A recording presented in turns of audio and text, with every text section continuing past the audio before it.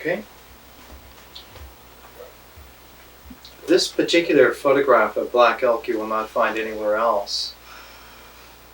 This photograph was taken by Manly Hall of black elk at the end of World War II. Black elk was one of the few people in the United States who could offer a blessing of thanks for the tremendous ordeal that our nation had suffered. We suffered more than 1 million casualties in World War II. And this was in Denver. And this was a prayer that Black Elk held for the United States for peace in August of 1945. And Manly Hall was there. And he made this photograph and he developed it himself. And it was in the PRS library, and we were talking one day, and he said, "You should have this photograph because you use black elk a lot." And so I have this. Black elk is well known in American circles because of his book, which is entitled Black Elk Speaks, and this is a first edition of Black Elk Speaks. Here's the title page with the colored illustrations. And usually one only sees the paper-bound copy from University of Nebraska Press. This came out in 1932, and again, Black Elk wanted to have a statement of the tremendous responsibility that he had felt. He was entrusted with the vision of the Siouan nation, of the Sioux peoples. And when we begin ritual, I always begin with black elk, just like nature, I begin with Thoreau. Some of the deepest qualities of my realization have come because of having grown up and lived mostly on American land. And one has to, at higher levels of truth, pay attention to where you learned. Even though truth is international, in fact it's eternal, but it does make a difference in what landscape you learned this. And so I use American things to begin some of the more early stages, nature and ritual. I would like to reintroduce a statement that I wrote in early 1970. It was the first time that there was a conscious putting together of the entire pattern at that time. And the statement was, I think, something that I can still read almost a quarter of a century later and still mean it. And the statement is on page 4 of our book on the education cycle. And it reads in this fashion: in this humanities program, the idea is to fill in the gaps and interrelational spaces that have naturally developed in the contemporary world as a residual of increasing specialization. This specialization has taken the predominant form of well-defined subjects and accurately delineated processes. The universal application of the scientific method to entities and logical analysis to procedure has benefited everyone by presenting reasonably clear pictures of the world. In this act of focusing, however, the background has been eliminated. The interconnecting tissues of the things and their movement has disappeared. Not from reality, as is so ignorantly lamented, but merely from man's microscoped perspective. This humanities program restores the consciousness of this background and the requisites of human character commensurate with that restoration. So that's what all this is about. And it's a very big strategy, and it takes an awful lot to float. But we're doing it in very simple steps. So it's like a dance ritual. And we have moved out of nature, and now we're coming today into ritual. It is tantamount from moving from a 0 base to a 1 base. So that now unity is of concern rather than 0 base change. And where unity is concerned, the primordial quality is existence. No valuation dependent upon experience, even though valuations dependent upon experience are projected all the time into this procedure. The actual, true objectivity of ritual is that existence occurs. For instance, when we come to Black Elk, and we are not using Black Elk Speaks, but we're using his later book, dictated at the end of his life, The Sacred Pipe. It came out in 1953, a whole generation after Black Elk Speaks. The very first of the 7 rituals of the Sacred Pipe is keeping of the soul. Keeping of the soul. Because until the soul is kept, there is no form vis-a-vis which allows for meaningful experience to happen. In order for meaning to occur, in order for an experience to occur, there must be someone for whom that experience occurs. There must be a form that has at least provisional integrity in order to demark that occurrences register. In simple language, if there's no one there, if there's no one who receives, then the fluidity is interminable. So the first quality of objective reality is existence. And it is not at all the supercilious, rather childish leap of language which Descartes availed himself of. I think, therefore I am. Cogito ergo sum. Existence occurs long before thought, reflectively, has its tenacity. So that one can, for instance, in certain disciplined prayers, in certain stringent meditations, in certain rather abstruse yogic practices, one can go back, not regress. A regression is an entirely different procedure, and one should be rather circumspect before you regress. But one can recede in levels of apparency, of what is apparent. One can recede into a deeper and deeper quality of apparency, thusness. And you can actually come back to where, I guess we could say, blank existence happens.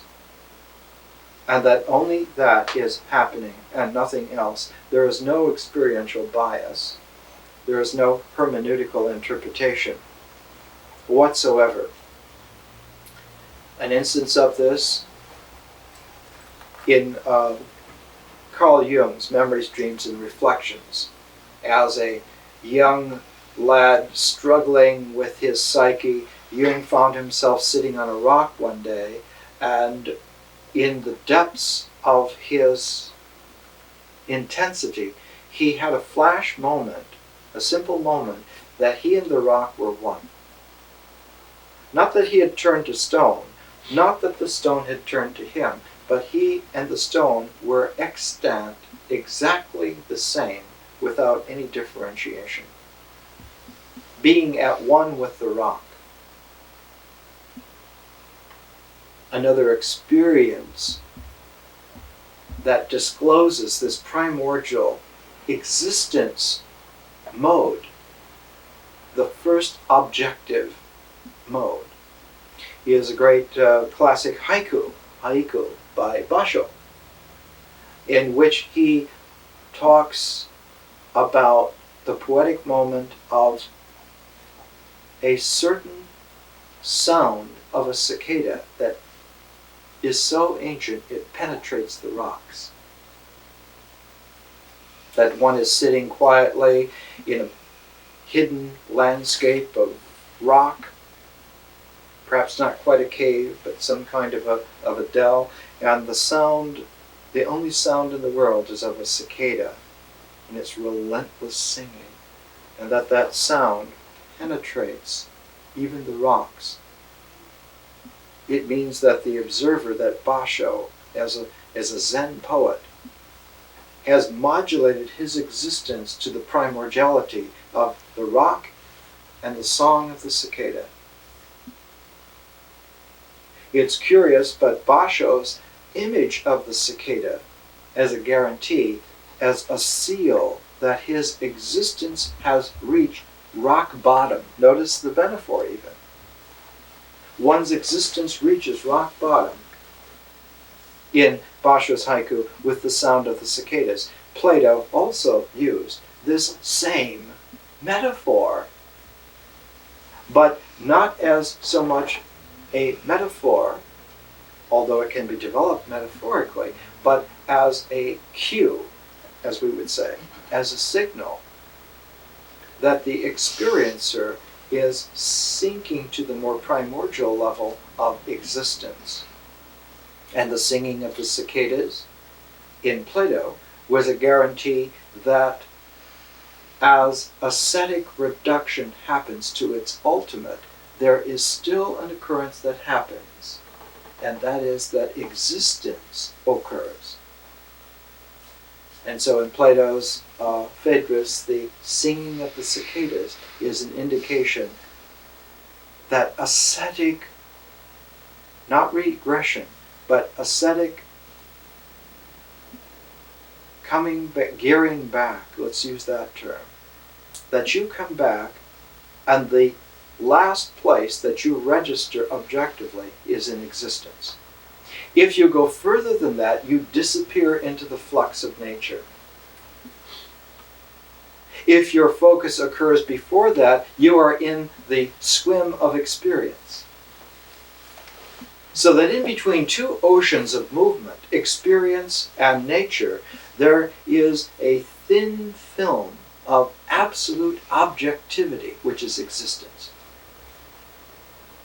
And that thin film of objectivity, because it is the only objectivity that occurs, even though it is very thin, just a film between two oceans, that thin film records with a startling suddenness that is indelible.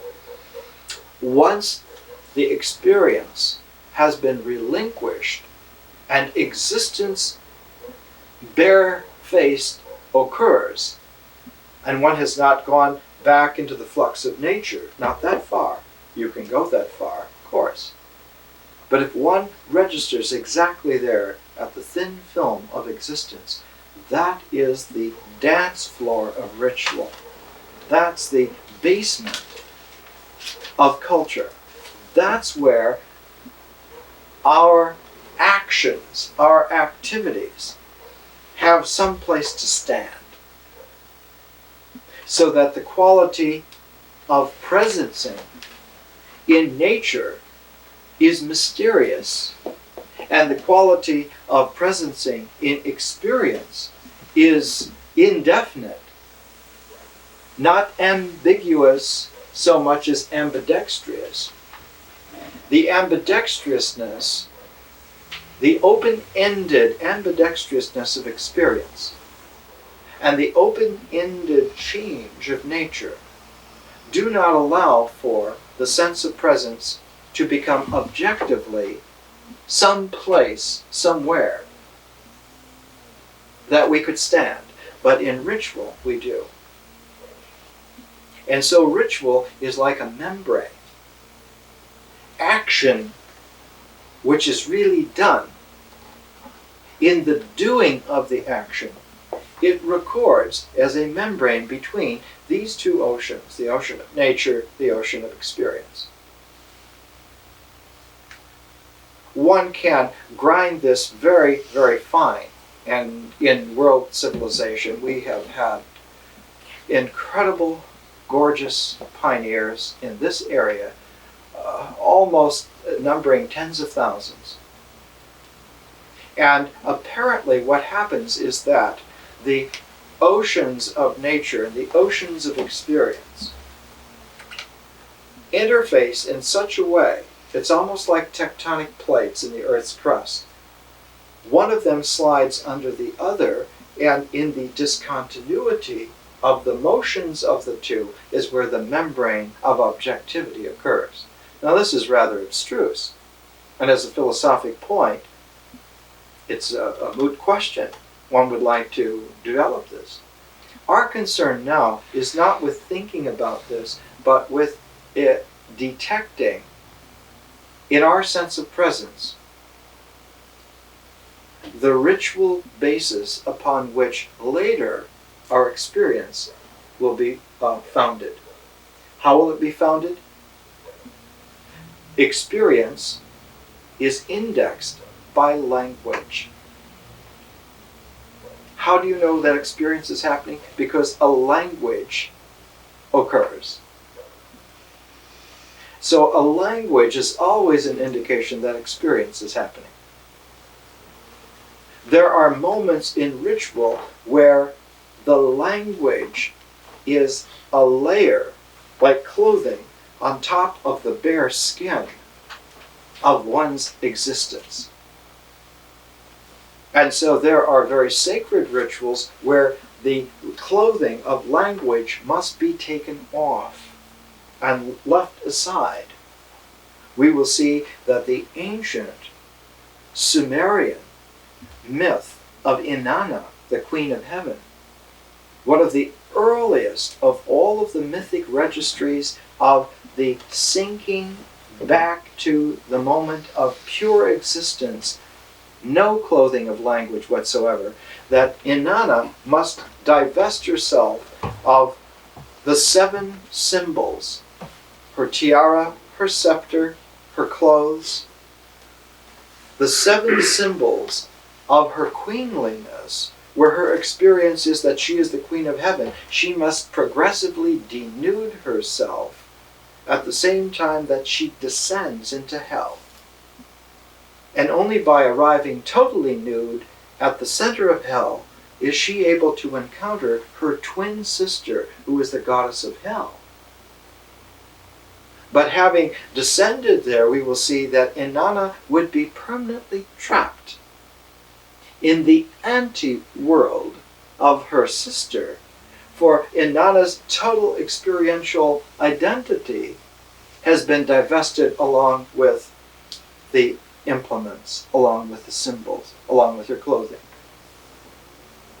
That a totally nude Queen of Heaven,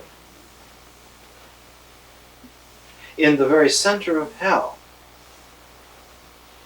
is technically immobile. She cannot move any which way from that.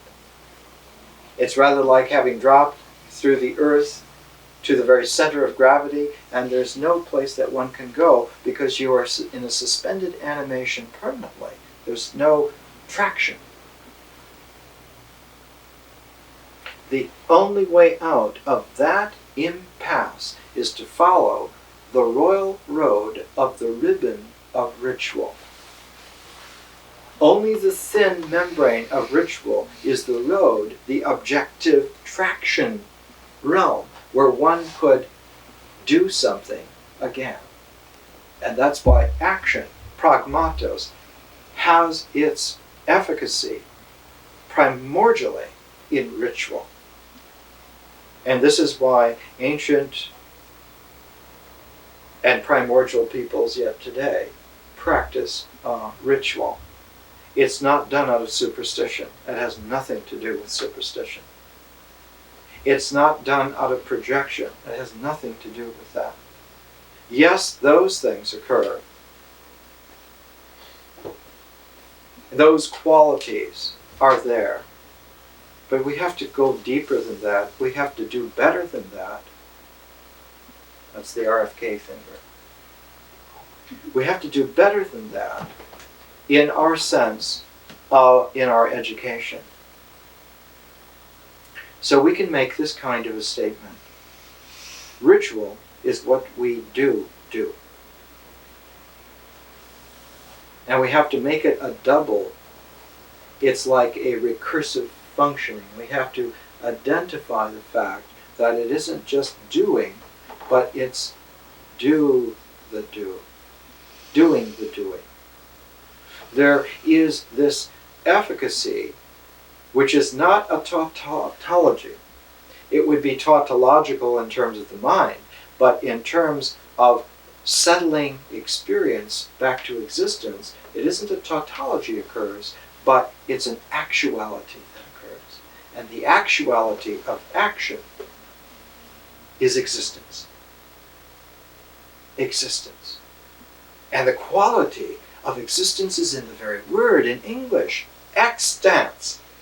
It's not only somewhere where we really stand, but it's a somewhere that has traction. We can stand and go forth from that. And so the most primordial of all the ancient Egyptian rituals is the book of coming forth by day, exstance, of existing in a new day. And the salvation of the soul, the preservation of the reality of existence is all tied up in this. And so ritual as a concern for us has this quality. Now, investigating ritual is very, very difficult on this level. In our time, you will find very sophisticated individuals who try to go down to the Amazon and live as a Yanomamo Indian and take their herbs and take their drugs and paddle around in their canoes to try to get to existence. And if you are a Yanomamo Indian, that would work very well. But you ain't. As the black cab driver in Hollywood once assured someone. You're wearing the feathers and you're wearing the paint, but you ain't no Indian. It's like someone who was trying out the sophisticated ancient Sanskrit Ayurvedic medicine, and the old Indian woman who was quizzically looking at the young Western people who were doing this asked them if they were living according to the ancient Varna. Because if you're living in that ancient way, then the Ayurvedic medicine is good for you. But if you're living in Los Angeles, you have to get healthy in a Los Angeles way. Why is that? Because the traction of action, which includes getting healthy, which includes everything else, only occurs where it really is.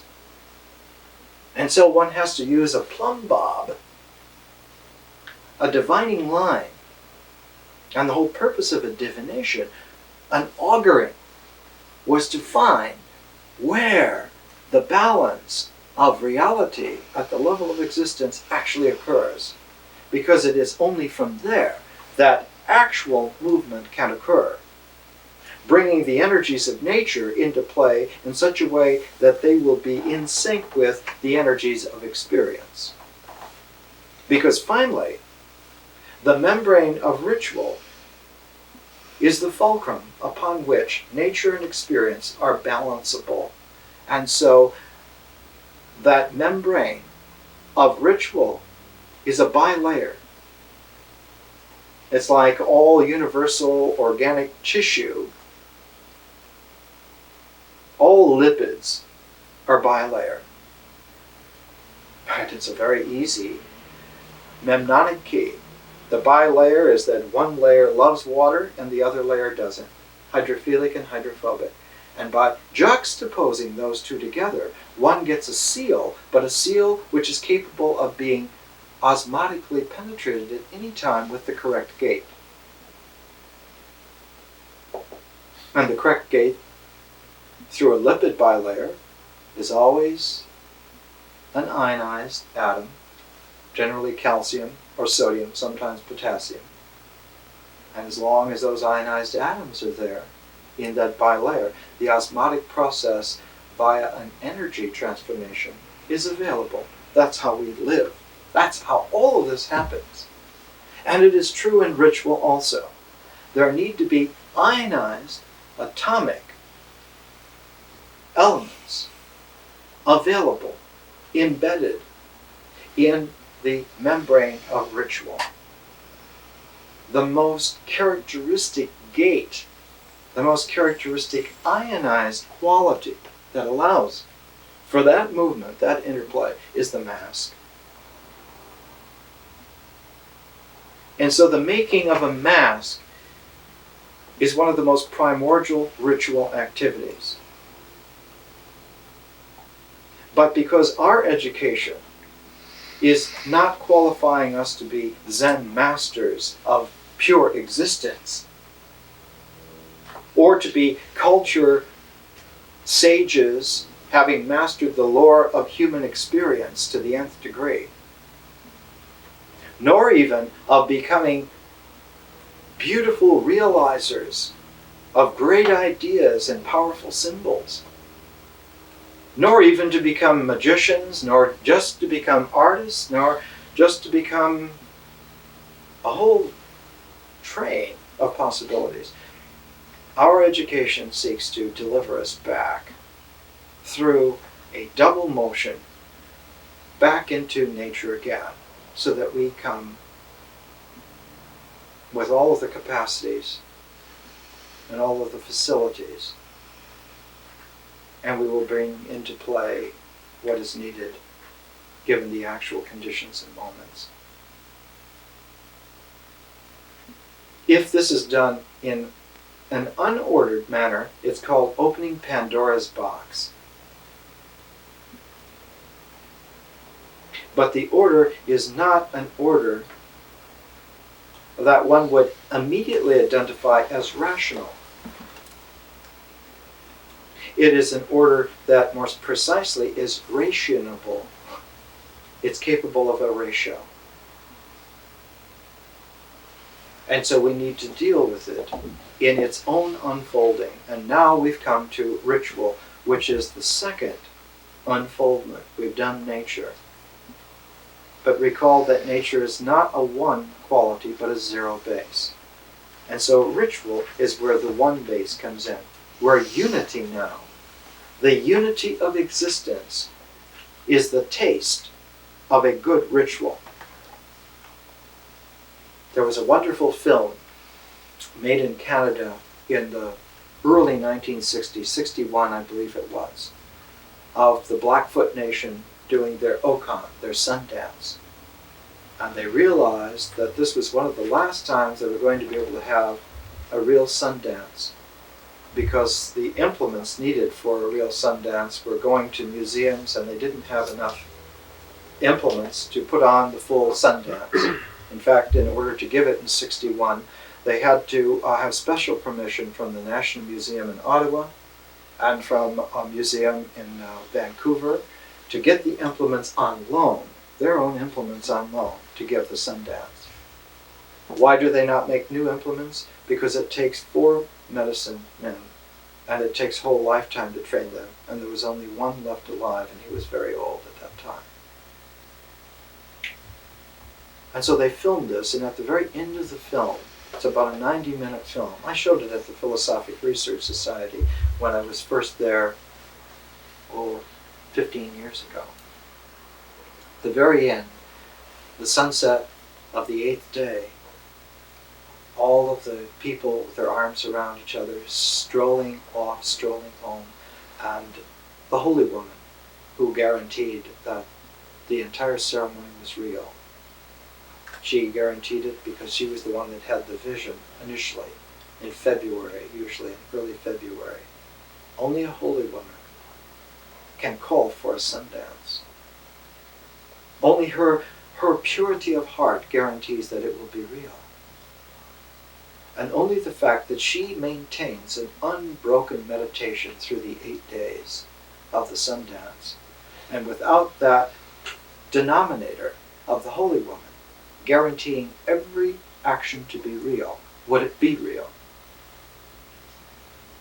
And her voice comes on saying, in Blackfoot and then the English translation laid on, "We all feel very good, for we have had a good Sundance, and the world is holy again." That is the reason. That is the purpose. Anything else is secondary. Anything else is extraneous. When it comes to understanding, we must pair. If we hold up something by itself, we tend to projectively identify. We use a procedure of identification and are lulled into thinking that this has efficacy. But identification on that level is merely a designation of a signal value and has nothing outside of the dictionary of such signals, which in itself is an arbitrary structure. And so in order to keep ourselves from sliding continuously on the slush of arbitrariness, we do not use singularity, we use pairedness. And so when we're using Black Elk, the sacred pipe, to help as an introduction, as a material, the content and form of which are of interest to us, in order to understand ritual on this deep primordial level, we use another book paired with it. So paired with the sacred pipe is Sir James George Fraser's The Golden Bough. The Golden Bough by the greatest of all the Victorian English scholars of folklore. Sir James George Fraser was the most civilized man in the British Empire when he was alive. He died in the late 30s. He wrote The Golden Bough originally in the 1890s and revised it for about 30 years until it became a number of volumes. And I brought out just the first 4 volumes, 13 volumes. There's a book here which is entitled The Literary Impact of the Golden Bough, published by Princeton University Press. It became, for 2 generations, the arbiter of understanding the primordial levels and origins of the human species. Great poets like Yeats or Pound or T.S. Eliot all use the Golden Bough. So it is not a primitive kind of work. And many later interpreters of the 1970s or the 1980s, deconstructionists, second-hand deconstructionists especially, saying, oh, well, this is Victorian stuff. Well, it is Victorian stuff, but it's top of the line. And sometimes top of the line means top of the line. Shakespeare is just an Elizabethan playwright, but he's top of the line. And very often that will do. Plato is post-Periclean Athens, as a matter of fact. Very distinctive, a very narrow range. The generation before and after Plato had no taste for him at all. But he's top of the line. And Sir James George Fraser will do. He will do. Is magnificent. He and Black Elk together will give us this quality, because Black Elk and Sir James George Fraser are like contemporaries. They're like two men, and it's true they're both men.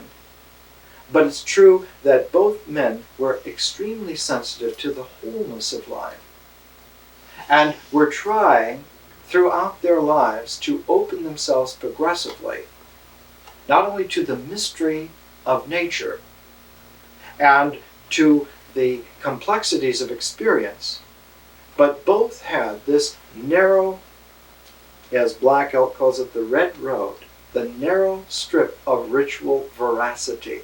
Both actually did action sequences that led to flowering. And the Golden Bough is like a flower. And the one-volume edition has even been put out as the illustrated Golden Bough. And on the cover, on the title page, one sees this Victorian drawing. And here in northern Italy, in the mountains above the plain, the Tiber River plain where Rome is, up in the mountains, there's a lake of Nemi, and around there, one of the most mysterious of all happenings, and the young Sir James George Fraser got curious about why it is that the Roman myth that seemed to be at the very fount of every value they had was that the new male who was coming in to be king had to kill the old king. Why? Why does the young man who will be king need to kill the old man who is king? And that this was a sacred act that only could efficaciously happen in this grove of trees that was sacred to the goddess Diana. If it didn't happen in Diana's sacred grove, it didn't have the tenacity of reality. Why should there be a masculine ritual murder between generations in a goddess's sacred grove, and that was the only way that the Romans believed reality had roots?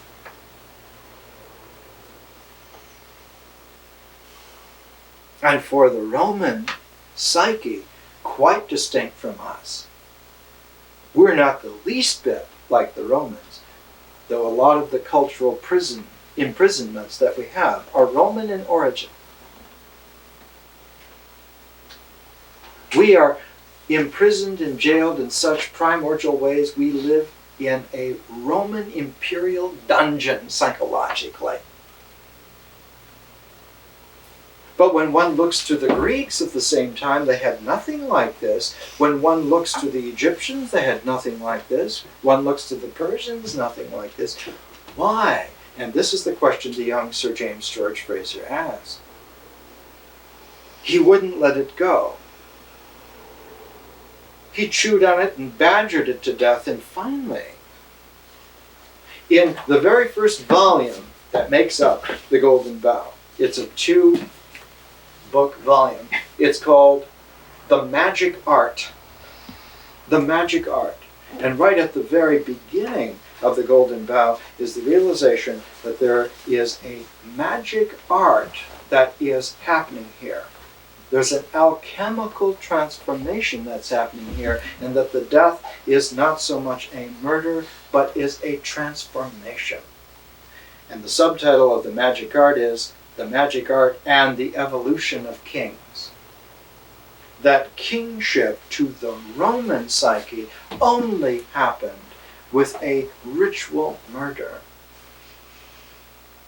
And that little pilot light, that the only way that reality occurs on the highest levels of sacredness is with ritual murder, was the pilot light that became the conflagration of Roman warfare. The city of Rome was founded around 753 BC. And when it was sacked by Alaric in 410 AD, in those 1100 plus years, Rome was at peace about 3 days out of 1100 years because they were professionally at war. And part of the imprisonment that has to end on this planet is that the 20th century has fallen back into the Roman imperial psyche and has been at war since 1914 without end, like good Romans. And it's over. Let's take a break. Peace pipes in North America were all quarried there in that one place. And this is a little world turtle that's made out of that stone so that you can feel it. It's a ancient red sandstone, and it's a deposit, that a single deposit. It's rather like the mountain of marble from which all the great Italian sculptors, from Michelangelo and even sculptors like Henry Moore, went to Carrara and used that granite, because that granite somehow has the finest grain in the world. And this sandstone from the Red Lake area of Minnesota has that quality. The name for the sacred pipe, are we beginning? The name for the sacred pipe was the calumet. Calumet. And for those of you who are acquainted with Chicago, there is a thing called the Calumet Skyway that's actually over the most industrial wasteland in the United States, and is actually, its name means the peace pipe, the sacred peace pipe highway, the Calumet Skyway. And it's an amazing thing, the juxtaposition of hell and a vision of ritual heaven put together.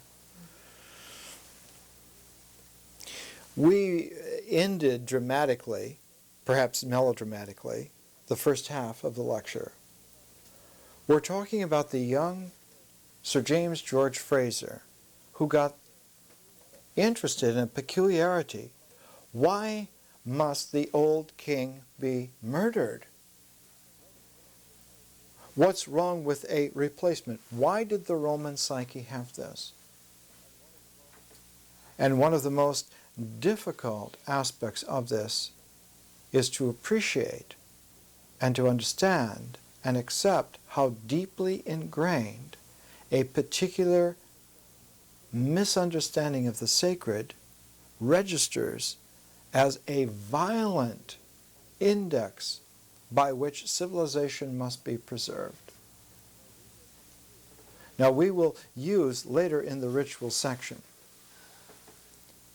after we use the sacred pipe and the golden bough for 4 weeks, we shift ground and we go to a Greek tragedy, the last great Greek tragedy, Euripides' Bacchae, that the old Euripides, over 70, in exile from Athens, understood that some watershed had come to pass, and he wrote the Bacchae as pulling out all the stops and all the plugs.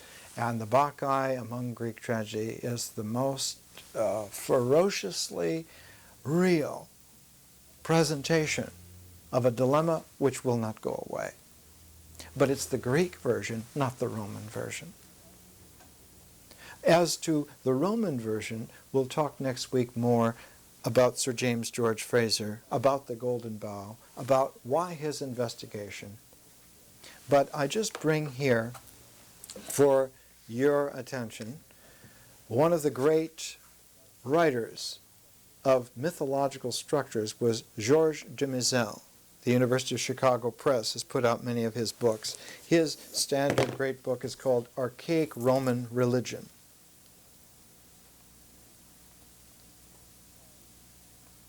And He wrote a series of books, one of which is called The Destiny of a King, about that fatal flaw in sovereignty, according to the Romans, and followed it up with the destiny of the warrior. And there are three sins that the warrior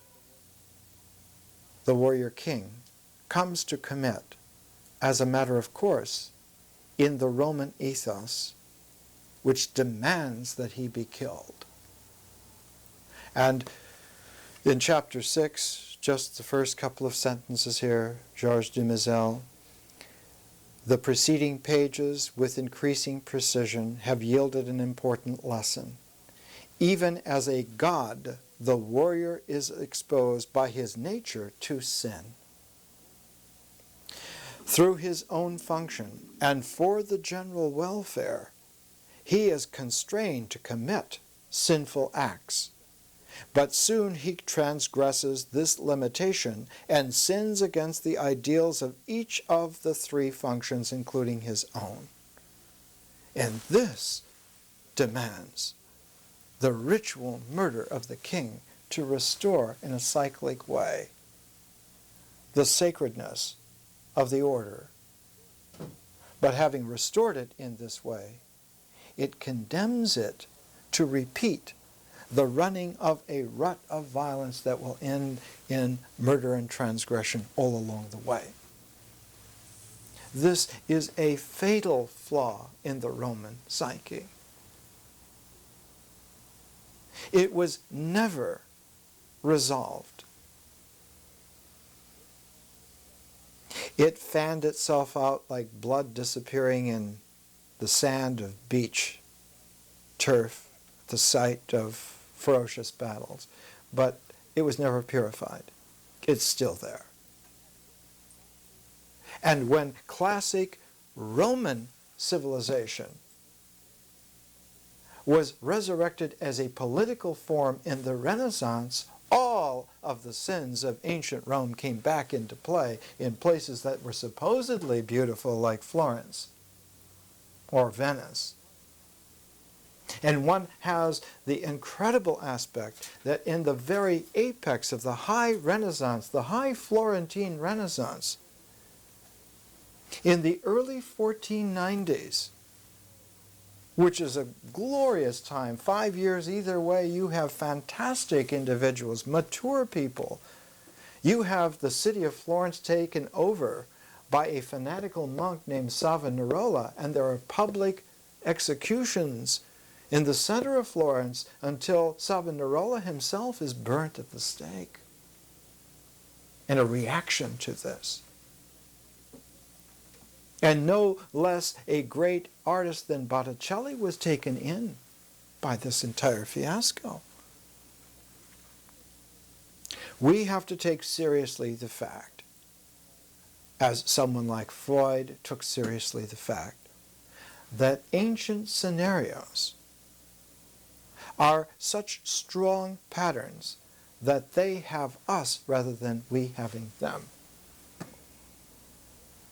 But it's important also for us to realize in our ritual education section here that there isn't just one ethos that's playing wild cards with our experience.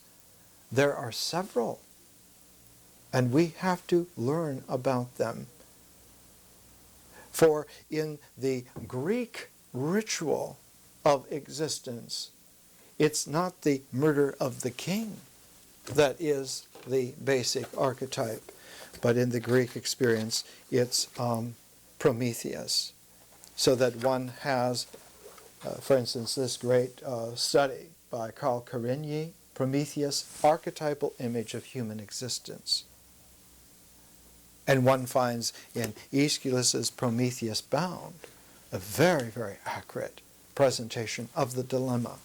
So accurate that some 2,300 years later, a great poet like Shelley realized that one of the things wrong with Western civilization was that the two other tragedies were missing, had been lost, and Prometheus Bound had to be brought into play with a Prometheus unbound, that it was psychically essential to that particular element, and for many, much stronger than the Roman, the Greek archetypal element. But even a Shelley misunderstood. Even a Shelley on that level misunderstood. For the effective form of the Greek tragedy was in a trilogy followed by a fourth, a satyr play. No second play was written, no second tragedy. And there was no satyr play to complete the tetralogy, to make the square. And so even with Aeschylus and Shelley, the archetype of the Promethean enchainment is still unfounded, still loose, still unstable. Now, not to belabor this, but just to show you that what we're dealing with here is such powerful material. It isn't just information. It isn't just a book learning. This is not a book learning. This is a consideration in depth through a stamina duration to consider what is absolutely essential to our unfoldment. One of the qualities that will come out of this is that our project of making masks is a way of cinching for ourselves a whole range of not information so much, but a whole range of existential insight that would be lost without the mask. I brought up in Nature, I think Nature 10, these lecture notes on an element of physics. This is 1989, time harmonic electromagnetic fields in chiral media. That on the molecular level, there are certain media, certain kinds of material that have atomic spins and thus molecular spins that go either right or left. And because they go either right or left, they send out a pattern of resonance. Those materials without a spin do not resonate. Those with a spin resonate, and the resonance records most precisely, even to a scientific degree, in the kind of masks which one finds. Here's a Maori mask. So that the ancient mask is a very accurate registering of a choice skewed movement, which is there even on the molecular and atomic level. Our project of making a mask is the fulcrum upon which our whole educational experience will develop. And so we make two masks. If we made but one mask, we would fall into the false identification syndrome very quickly. Or if not so quickly, eventually. Or if not apparently eventually, so subtly that we wouldn't even realize that we had drifted into a fantasy field. We don't need any more fictive digressions parading as possibilities of our life. We need to live. So the two masks that we make are chosen with an eye towards having something that later is so comprehensive that its resonant face will be useful to us all the way through the next year and a half. So that the first mask is a mask of some food from our diet, something you actually eat.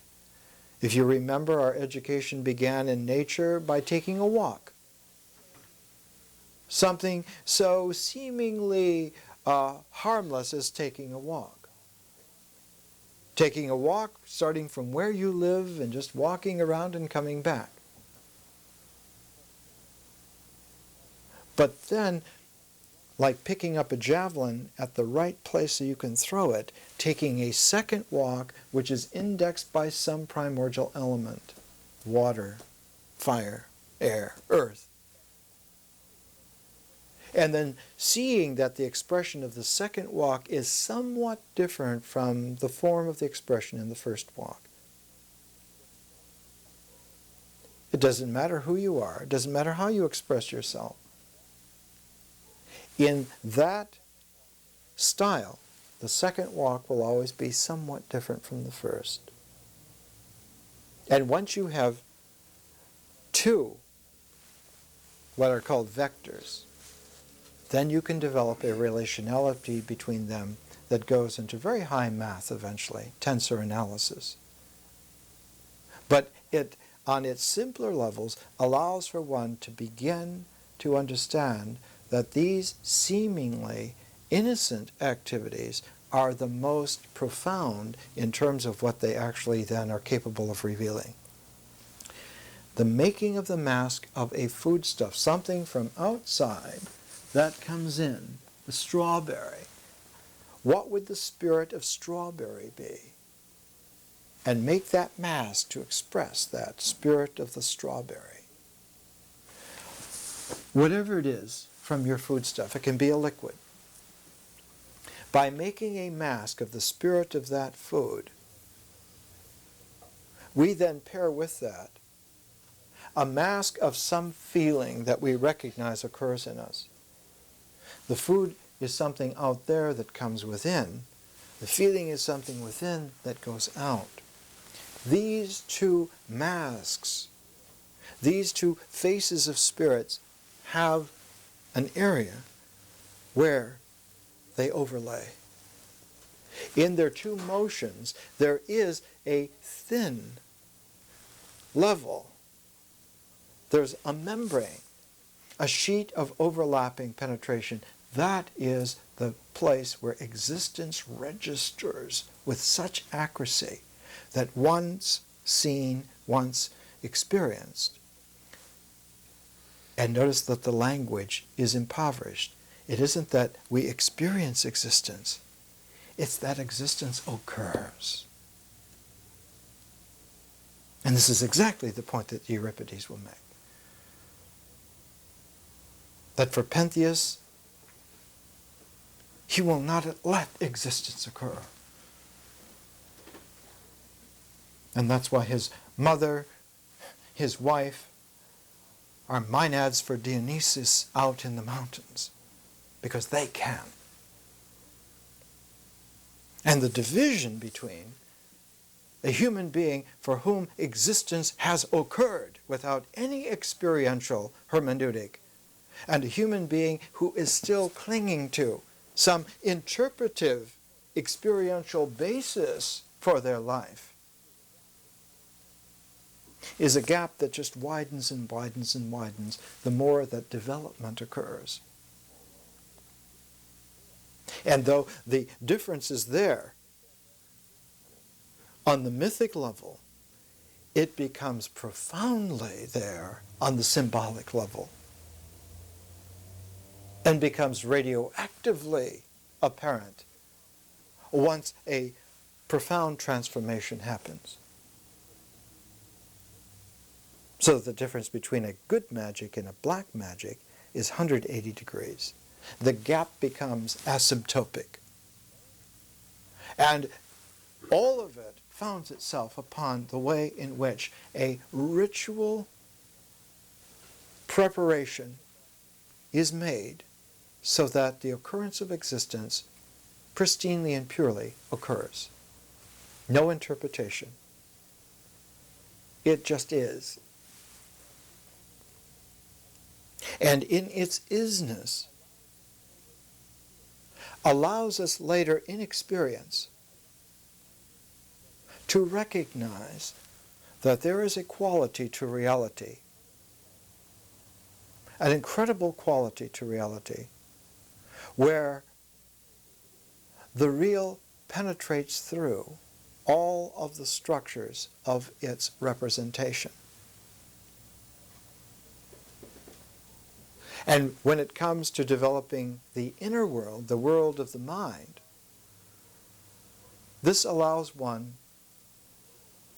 the indelible quality of exactness to realize that on the symbolic level, our self can be presented and is not dependent upon a representation.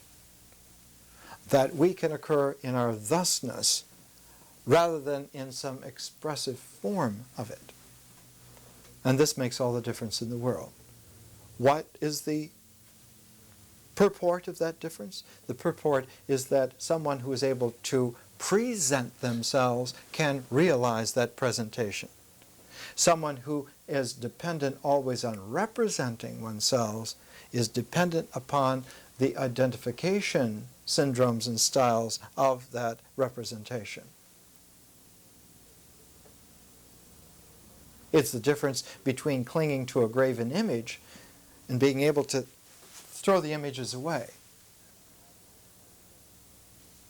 And only by throwing the images away, or let's be polite, only by setting the images down, is one able to penetrate through a layer of iconographic film that, like a mirror, only shows us what we are, whereas the penetration delivers us to what we can be. It's the difference between someone conceiving the mind as a mirror and someone conceiving the mind as a threshold. If the mind is a threshold like a frame of reference through which one can pass, there is a new world on the other side. There is another world on the other side. There is another life beyond. But for someone who comes upon the mind as a mirror, one sees one's death and accepts that representation as having been real and dies. It is the shattering of the mirror, which to the ego seems the last thing that one wishes to do, that allows one to be free. And so the motion of the feathers around the smoking sage is a ritual motion which brings in the presencing of the real that has nothing to do with feathers or sage or fire. Now let's come to Black Elk. Let's come to the sacred pipe. There are 7 rituals, and the 7 rituals are these. The first one is the keeping of the soul. And he talks about it. It was taken by dictation by this man named Brown, who took down Black Elk's dictation and he wrote it out. And Black Elk said that the keeping of the soul was the first rite, the first ritual of the sacred pipe, and had been delivered by a woman named White Buffalo Cow Woman. And at the very beginning of the sacred pipe, he gives the little myth that surrounds the beginnings of this ritual cycle. Notice that myth is always like the resonant cloud around the mountain of the ritual. The White Buffalo Cow Woman is beautiful. She walks in a sacred way. And there were 2 men who saw her approaching. And one of the men wanted to get her. The other man had this eerie sense that something mysterious is happening there, and was reluctant. And as she came closer, she was magnetized by the get-her quality of the one, and she beckoned him to her, and his get-her attitude imploded with her true nature, and a kind of a mist ensued, and when the mist cleared, there were his bones with snakes writhing in the bones. And Black Elk took care to say, don't misunderstand this. This always happens. This is not a children's story. This is not some kind of fictive quality. It's what Kipling used to call a just so story. Kipling got the just so from Plato. Plato, when he would tell certain myths in the dialogues, would say, this is no longer a myth because of its context. It is a just so story. So that you can bridge with insight places where the mind is not sophisticated enough yet to continue to walk. So it's like jumping over places where there are no places to step. And so a just so story tells us, at this point now, if you cannot walk, well then make the jump and continue. This is a just so story from Black Elk. The man who was to get her got her. And in the phrase of Ezra Pound, talking about James Joyce, he was electrocuted by divine fire. He grabbed her and she was a live wire of existence. He didn't provide any ground by his integrity, and so he got the full blast. He got her all right. And he ended up bones and snakes. The other man who was grounded in himself then saw her in a way in which there was a reverberation between them.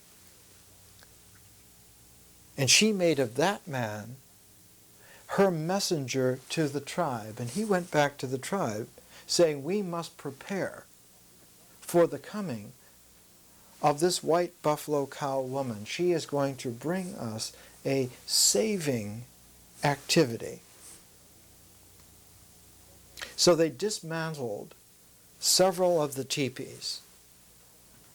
In those days, the structure of a teepee was always 7 poles. So they dismantled 3 teepees and put 27 poles together to make a lodge. And then they put a 28th pole, which was like a key pole. It's like the center of the lodge. The 27 poles, instead of making 3 teepees, made 1 lodge, and this 28th pole was like the central rafter that held the entire structure together, like a key. So that the receptive lodge was a 28-pole structure, a moon cycle structure. And the tribe gathered together and took the cue from the messenger. They grounded themselves in themselves so that they could receive a resonance from her and not be short-circuited into bones and snakes. And when she appeared, when she came in, she delivered this first ritual, keeping of the soul, and said to them, if you keep this ritual accurately, the accurate keeping of this ritual will continue to open up, and you will understand that there are further rituals. It's like in chaos theory. All you need to know, and you need to know it with ultimate specificity, is the starting point.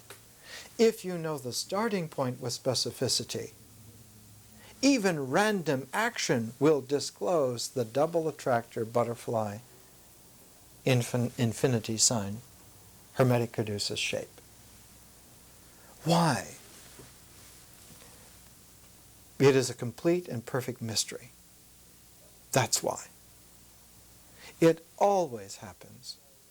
And it always happens in such a way that we can understand that it always will happen, regardless of how many dimensions, of how many elements, or whether you believe or don't believe.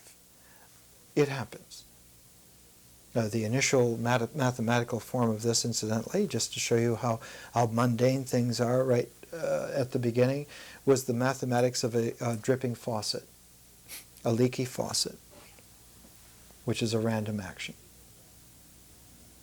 And if you computer graph and keep track of the random drips of a leaky faucet, eventually, relentlessly, a universal form appears out of the chaos.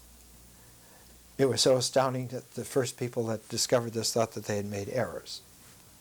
They thought we've cheated somewhere. We have not cheated. It's the way it is. And so the delivering of the keeping of the soul. Now, in the title page of the 7 rites of the sacred pipe, you will find that 6 of the rites are named, but the first rite is not named. Black Elk gives the name of the 6 rites that unfold from the first, but does not name the first. So the first is without a name. It's a 0 base. If you need a designation for it, you can use the term wakan, which means its dictionary meaning is power. But as the translator shows us, Black Elk used it, and its correct usage is in terms of holy. Holy, wakan, holy. Making holy. How do you keep the soul? You make holiness. How do you make holiness?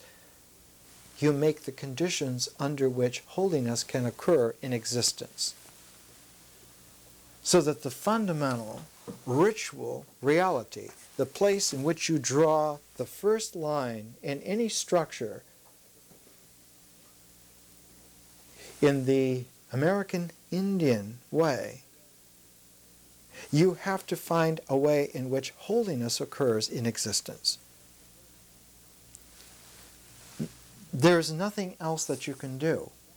That's the only beginning. That is the one out of which all of the other cardinal qualities of reality and ordinal resonances of it can occur. So that the oneness is that holiness occurs in terms of its own existence. In other words, that holiness exists. It's the most primordial of all of the rituals that there are. So that when you look at the rituals of wise peoples of this planet, at the very core of their ritual cycle will always be the establishing that holiness exists, that sacredness exists. And out of that existence generates, in its own sequencing, the existence and thus the reality, the realness, the activity by which the realness becomes the bones of our life. So that there is a skeleton to human reality. And the skeleton are not bones so much, bones would be metaphors of it, but the bones of action, action as bones, the doing it.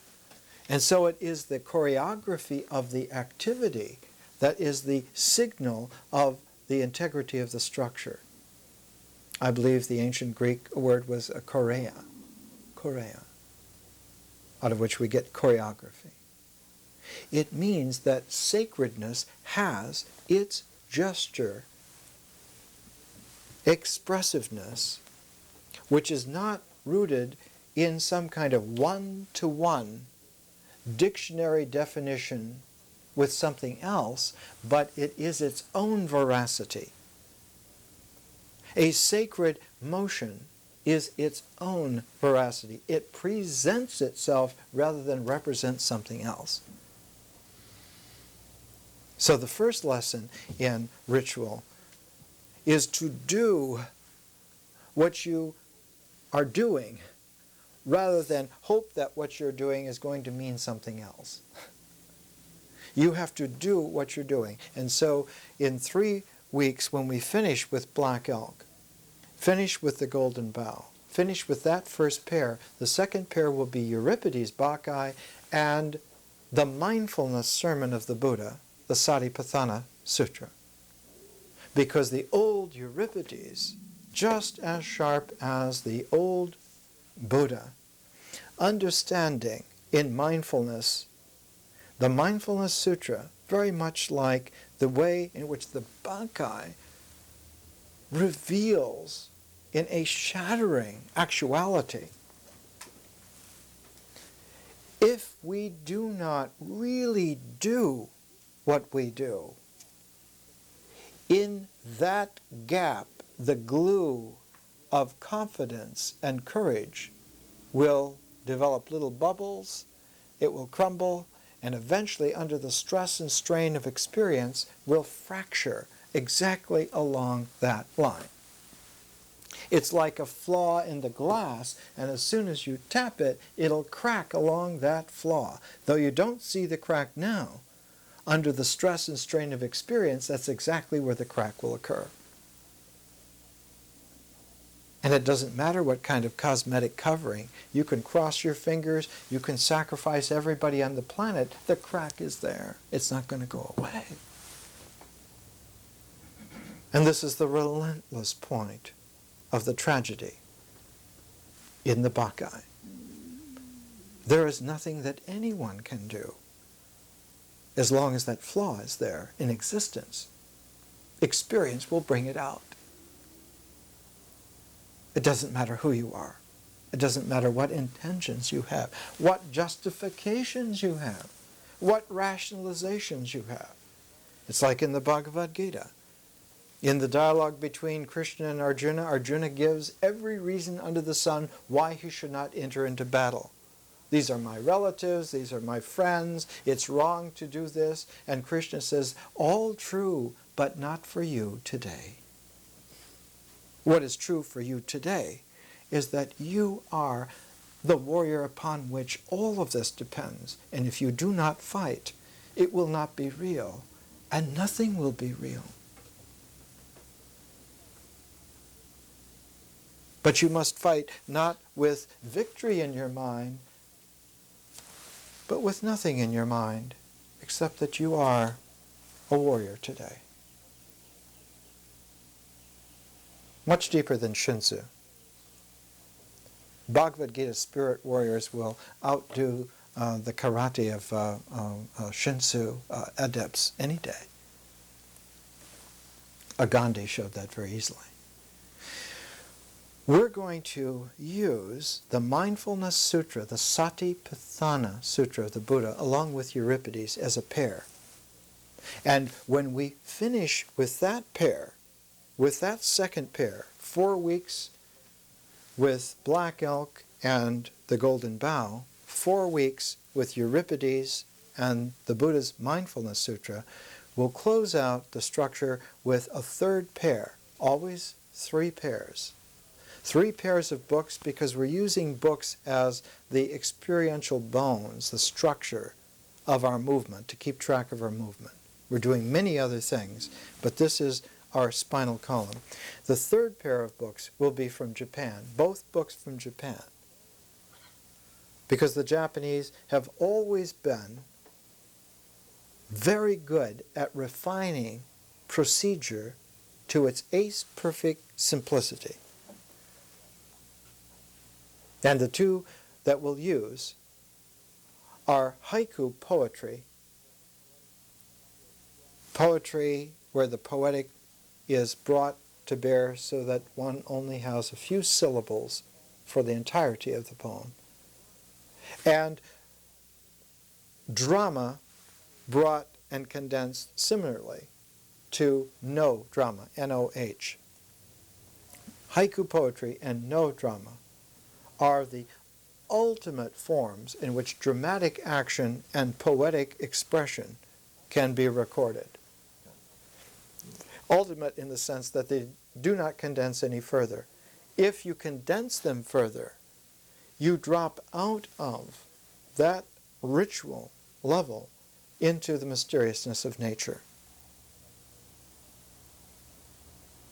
In other words, just to give an example, language can be condensed much farther than just a 17-syllable poem.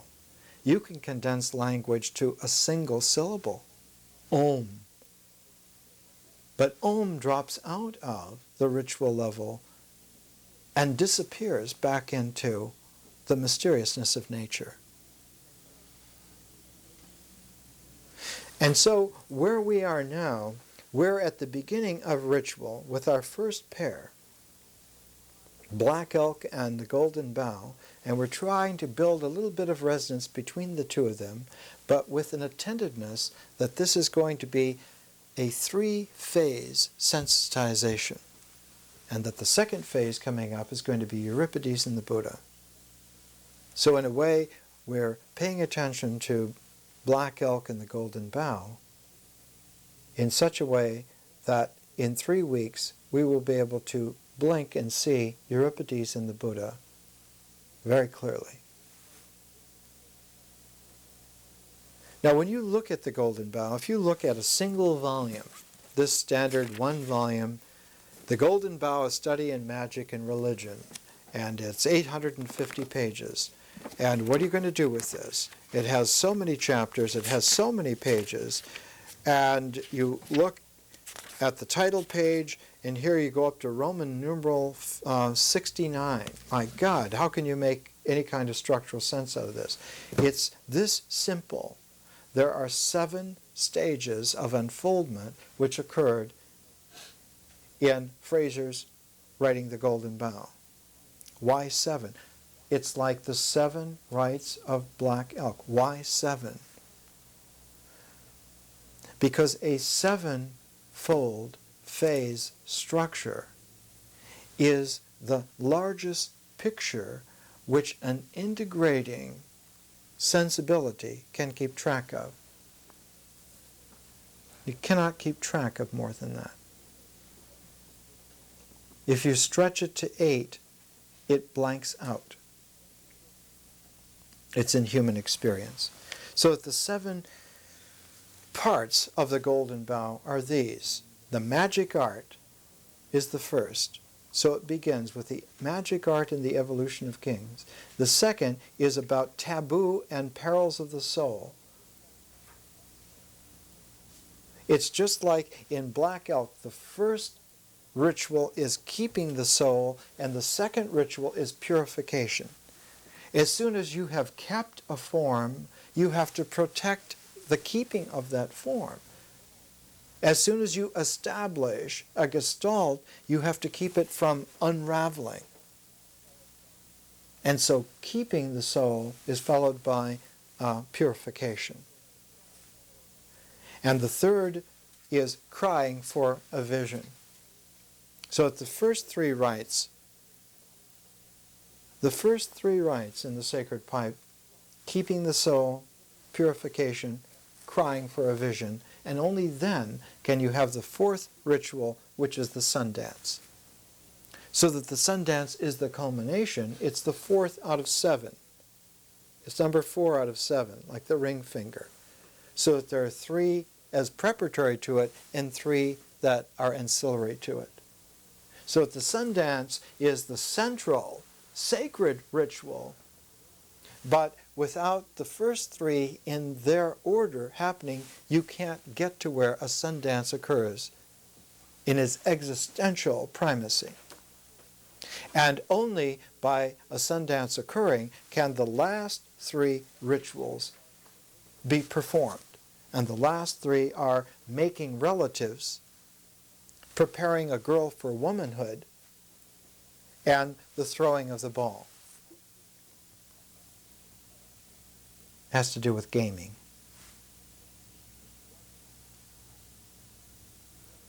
One cannot have relational patterns without having an efficacious sun dance. There's no way that anybody can be related. There's no way, unless there is relational capacities, that a girl can be prepared for womanhood.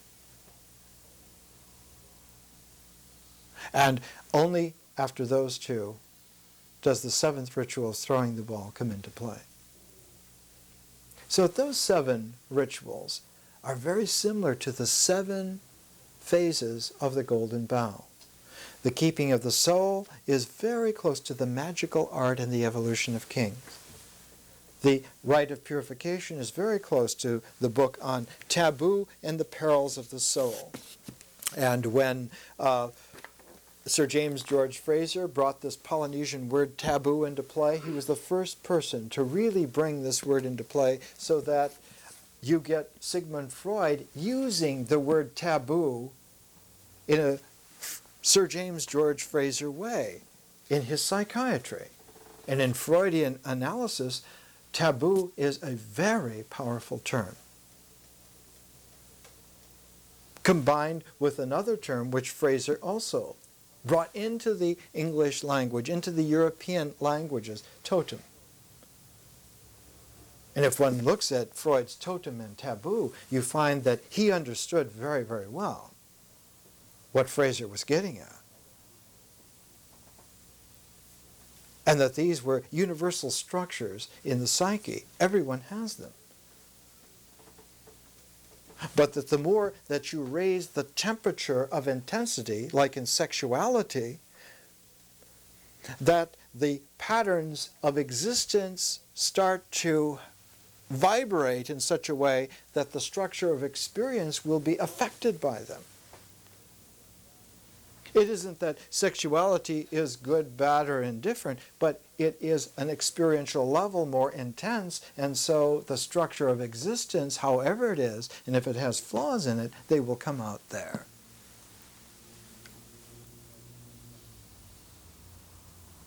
And Freud spent an awful long time checking and rechecking himself because he couldn't believe that this was the case.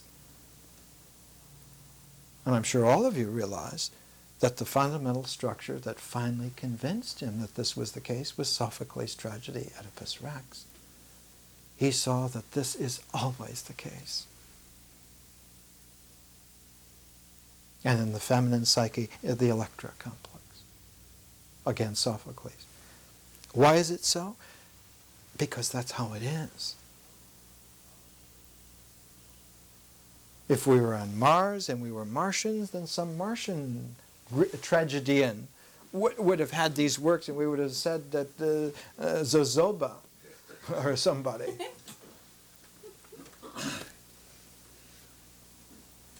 Maybe that's why they burned Zozoba in Santa Fe. Maybe it's the Martian gloomy demon. The whole point being here is that the 7 rites of Black Elk and the 7 phases of the Golden Bough have a resonance between them. The keeping of the soul has something to do with the magic art of sovereignty. The king is the sovereign person. Our personal sovereignty has something to do with this magical art. And if mishandled, self-murder, like suicide in various fashions, becomes what we do rather than life.